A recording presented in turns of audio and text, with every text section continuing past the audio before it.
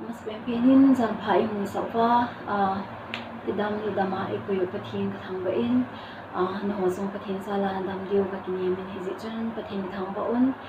tunilhah phana Pathen wa chun dinga ka hinsah do ding chu ya hele Manipuri la eibh punsi ke khunchal asidi dihi sa do kanumin zania song chun life in hinsah ta in hinla zania chun kasah lhunglo si chun tunilhah hinsah ding kanumin hezi chun so pe ulna dihlo so si in song si te in apana achen chan ne ngai pi diuvem song tin ka hinein chukile tunilhah katinra visit ama sa pen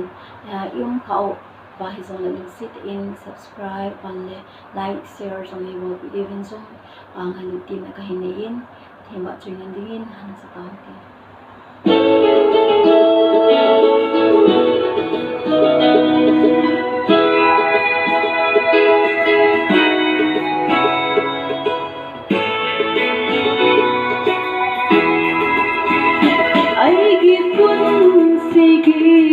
Jet asiri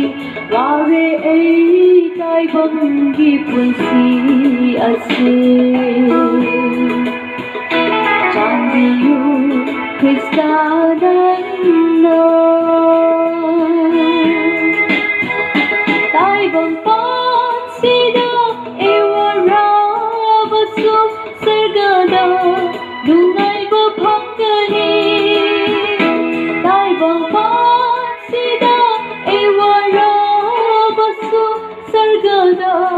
lungai bapangani aina lungshi heibh Kristane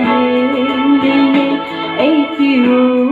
mapam khudi mata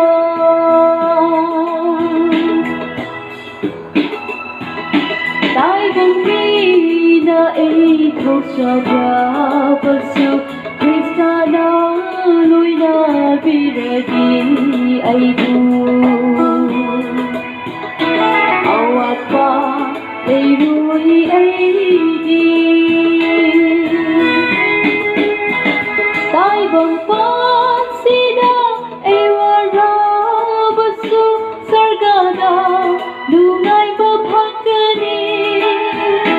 Taibang pan sida wara basu sargada lungai bapangani aina lungshi heibh Kristane eibh mapam khudi mata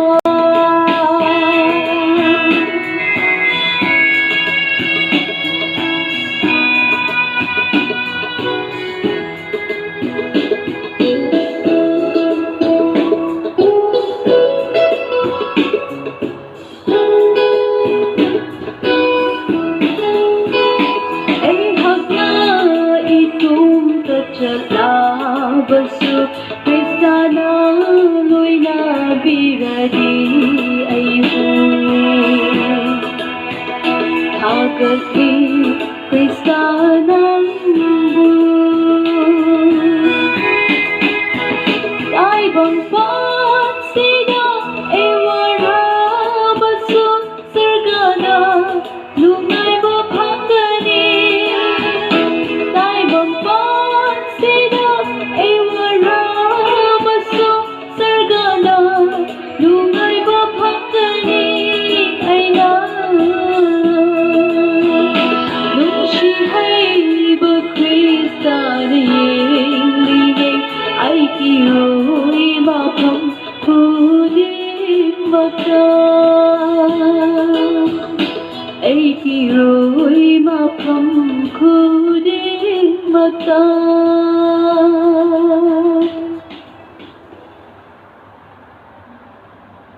sa do na Pathen bon jawa dingin phtthei bo taohen kipai